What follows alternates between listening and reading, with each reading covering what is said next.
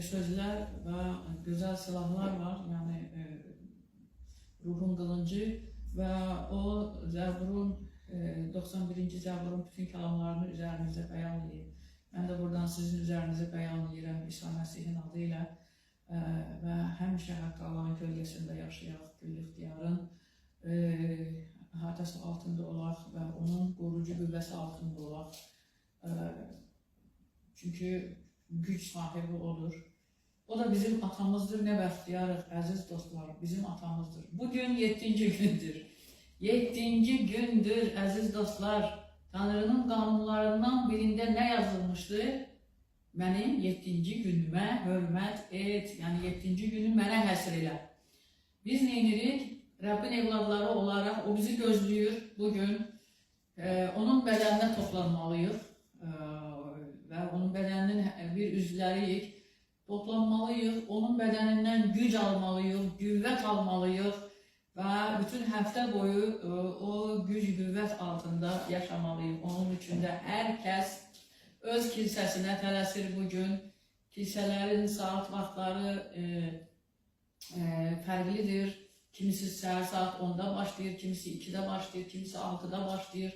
Hər birinizin başlanğıcını Rəbb xeyirdə olasın, bərəkətləsin. Bütün kilsələrdə keçən toplantılarda baş atsın, İsa Məsih olsun və hər kəs gizli otağına girsin, düşüncələrinin qapısını bağlasın, şeytanın səsini duymamağı üçün və tək Rəblə görüşməyə geçsin o toplantılara İsa Məsih'in adıyla. Rəbbə həmd olsun. Bu 7. günün xeyir duasını, bərəkətini hər birinizin üzərinə, hər birimizin üzərinə bəyan edirik. Çünki 7. gündə böyük xeyir dua, bərəkət var deyirik. Çünki məhz 7. günün sayəsində biz əbədi həyata almışıq. Çarmıqda satın alma gücü hər birimizin həyatına, planlarının üzərinə, arzu diləklərimizin üzərinə bəyan edirik, evladlarımızın üzərinə bəyan edirik. Çünki kəlam dedi ki, çox baha qiymətə sizi satın almışam. Bizim hansı qiymətə, yəni rəqəm yoxdur. Sərhədsiz bir yəni bahalıqdır. Onun üçün də Tanrıya lazım olarsa bir rəqəm oraya yazardı. Çox baha qiymətə dərkən onun yəni qiyməti bilinməz. Onun üçün də əbədiyyən Rəbbimizə həmd və izzətlər olsun, bizi buna layiq gördü.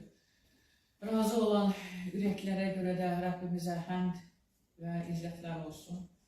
Amin. Əziz dostlar, 7. günün bərəkəti böyük olduğuna görə, bu bərəkətə görə, bu bizə göstərən Rəbbimizin lütfüne görə bugün ən çox nə olmalıdır Rəbbin önündə? İzzət. Onu izzətləndirmək, onu alqışlamaq, ona şükranlar oxumaq, onun tərifləmək, var qüvvəmizlə tərifləmək. Çünki Tanrı ancaq bunu bizdən istəyir. Qalan şeylər onda çox boldur. O bizə hər şeyi verməyə qadir olan Tanrıdır, axar bulaqdır, heç bitməz, tükənməz. Amma bizim ona izzət və şöhrət oxumağımız onu razı salar, sevindirər bir ata, ana kimi ki, evlad sevinir, həyatı yaxşıdır deyə, atası gözəldir, anası gözəldir, ona yemək verir, içmək verir, hər şey verir, verdiyinə görə minnətdaram, çox sağ ol, süfrədə yeyirik, dururuq, deyirik ki, çox sağ ol ay ana, çox sağ ol ay ata, bana əllərdə, nə bilim, sağlıq, yəni evladdan bir ata, ana nə istəyir, gözləyir, minnətdarlıq gözləyir, sevinməyini, görməyimizi, yəni o Tanrı da bizdən elə. Onun üçün də izzət oxuyaq, Rəbbə alqış oxuyaq. Rəbbə izzət və alqış oxumaq cana şəfa verir, məzmurlarda deyir. Və Rəbbə alqış, izzət oxumaq, bunda ruhun neyinir, əziz dostlar, dilini, ağzını bağlayır. Onun üçün də izzət oxumağın görürsünüz nə qədər bərəkəti var.